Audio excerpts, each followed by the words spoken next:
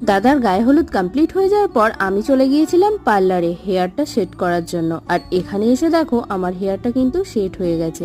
তারপর বাড়ি গিয়ে নিজে যতটুকু পেরেছি মেকআপ করে বাসের জন্য ওয়েট করছিলাম, বরযাত্রী যাব বলে। তারপর বেশ কিছুক্ষণ ওয়েট করার পর বাস এসে গেছে, আর বাসের মধ্যে গান শুনতে শুনতে আমরা পৌঁছে গেলাম বৌদিদের বাড়িতে, যেখানে আজকে বিয়েটা হবে।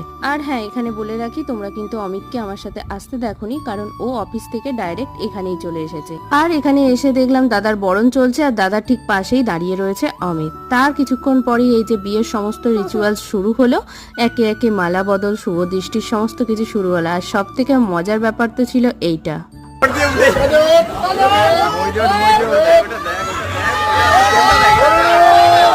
আর ঠিক তারপরেই ওরা বিয়েতে বসে যায়, আর আমাদেরও সেই সময় প্রচন্ড খিদে লেগেছিল, তাই আমরা ডিনারে বসে যাই। আর ডিনার করে এসে দেখলাম ওদের বিয়েটা কমপ্লিট হয়ে গেছে। দেখা হচ্ছে নেক্সট ভিডিও, টাটা।